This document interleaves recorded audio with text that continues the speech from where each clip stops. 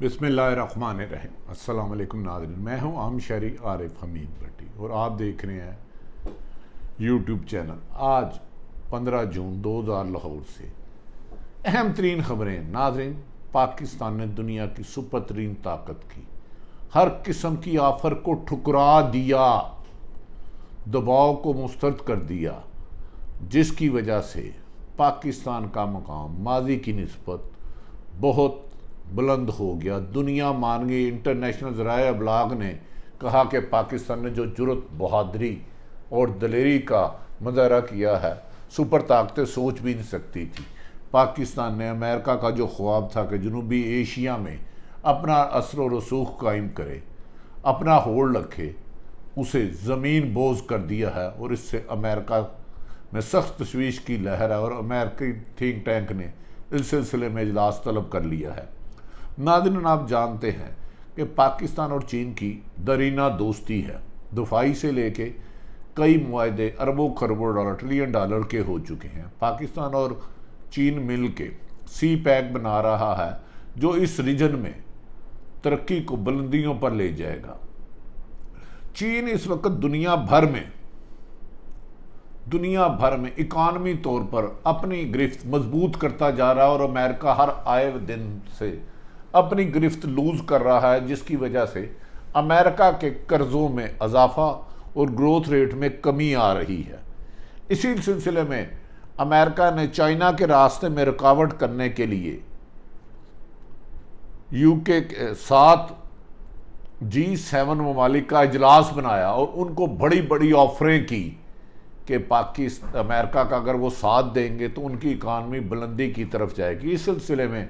कहा जा रहा है बैकडोर डिप्लोमेसी से पाकिस्तान को भी राब्ता किया गया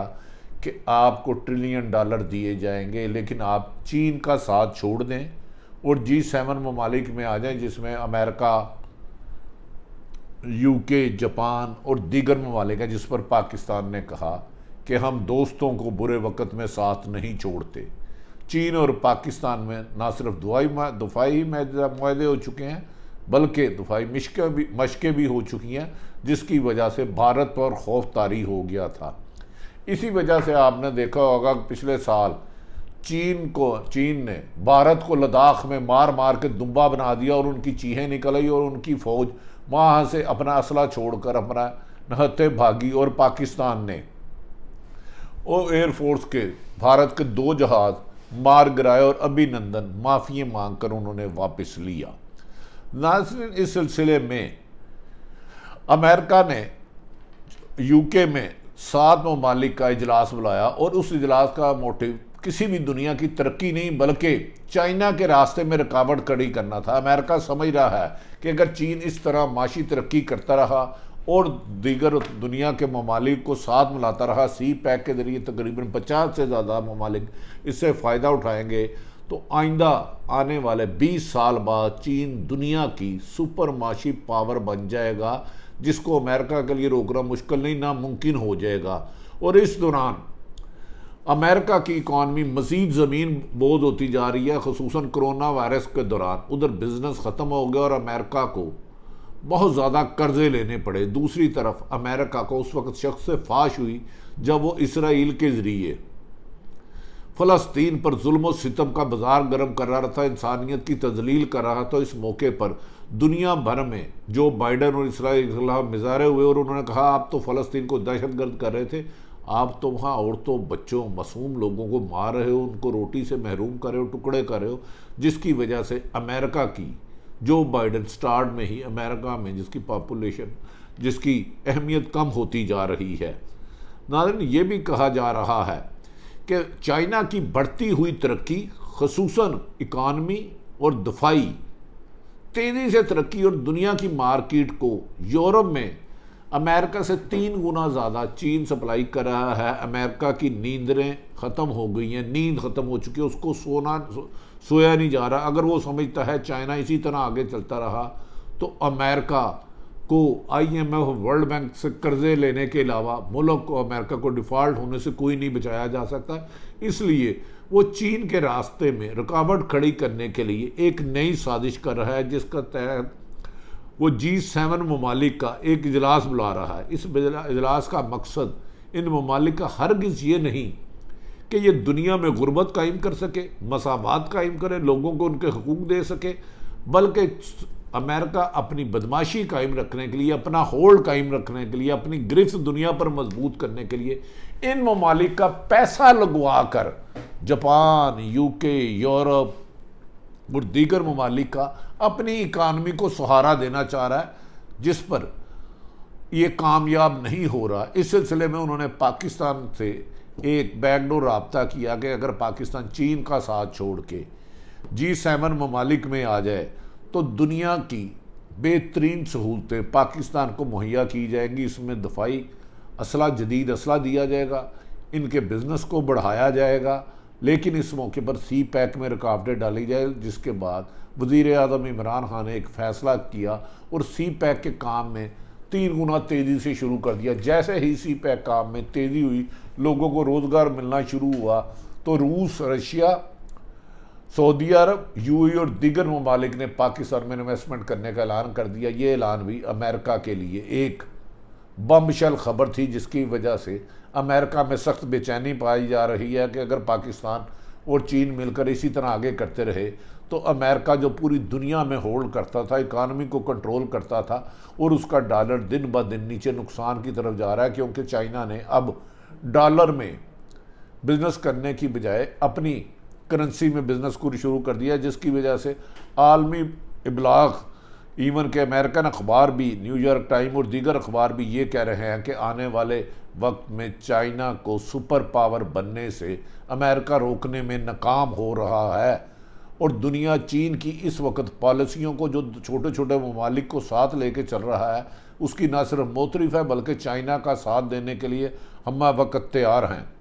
नाज़रीन, एक मौके पर जब चाइनीज़ सफ़ीर से एक सवाल किया गया कि अमेरिका G7 बना रहा है तो आपके लिए रुकावटें खड़ी कर रहा है, तो उस पर उन्होंने कहा छोटे छोटे ममालिक बड़े दरियाओं को नहीं रोक सकते, ये अब मैटर नहीं करते। अमेरिका अब किस्सा माजी हो चुका है। अब चाइना दुनिया के तमाम ममालिक के साथ ना सिर्फ करीबी मरासम रखता है बल्कि अपने बिज़नेस के साथ साथ उनके बिज़नेस के इंटरेस्ट को भी वाच करता है, और उनकी तरक्की और उनकी खुशहाली में चाइना बढ़ चढ़ के साथ देता है। इस मौके पर चाइनीज़ सफ़ीर और चाइनीज़ दीगर अहदेदारों ने कहा अमेरिका का न्यू वर्ल्ड आर्डर किस्सा माजी हो चुका है, वो कागज़ों में दफन हो चुका है, अब अमेरिका मैटर नहीं करता। उसके न्यू वर्ल्ड आर्डर की मियाद और उसकी अहमियत और उसकी हैसियत ख़त्म हो चुकी है। अब चीन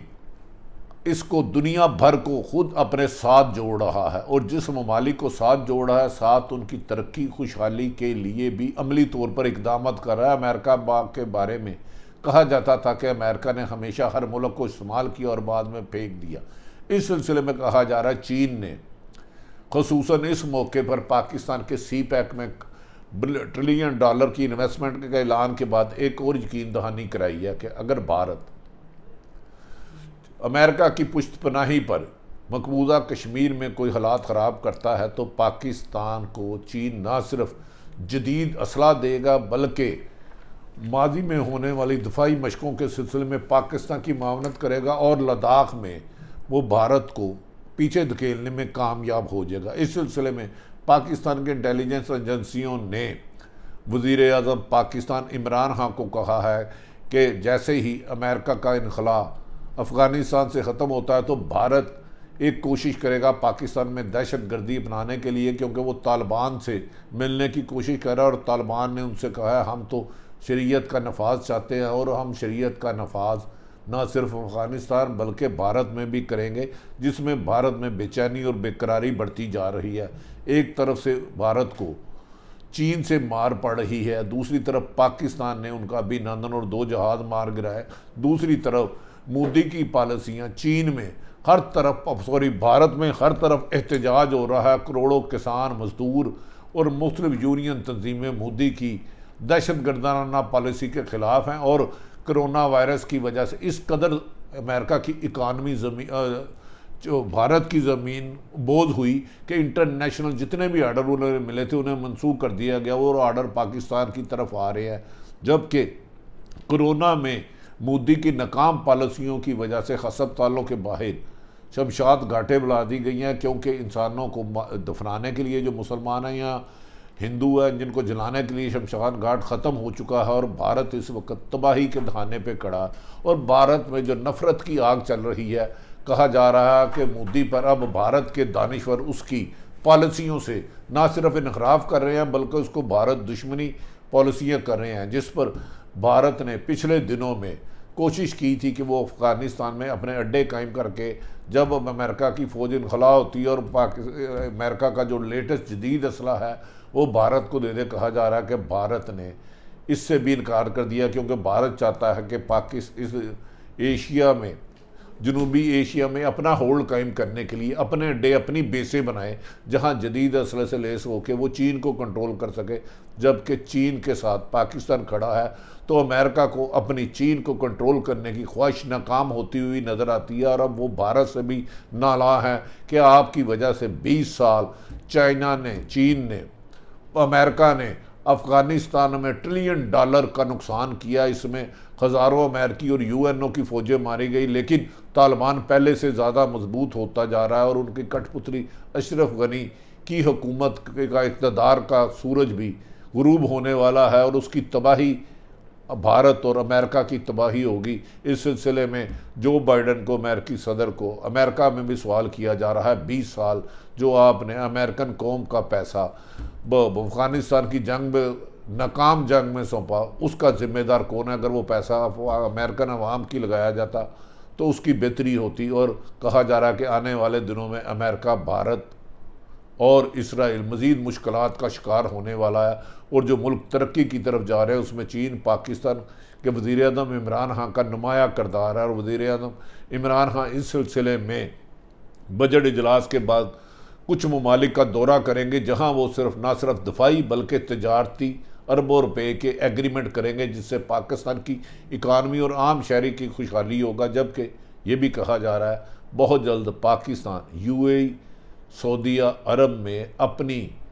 10 लाख के करीब मैन पावर भेजेगी, वो जहाँ जाके मजदूरी और नौकरी करेंगे, जिससे खरबों डॉलर पाकिस्तान में आएंगे और पाकिस्तान की इकानमी बेहतर होगी। नादरीन, आज पंजाब का बजट पेश कर दिया गया है, जिसे वज़ीर आला पंजाब उस्मान बुज़दार ने मिसाली बजट करार दिया है। जबकि उसके बरक्स कहा जा रहा है कि इस बजट में आम शहरियों और किसानों, मजदूरों के लिए ज़्यादा मराद दी गई हैं, जिस पर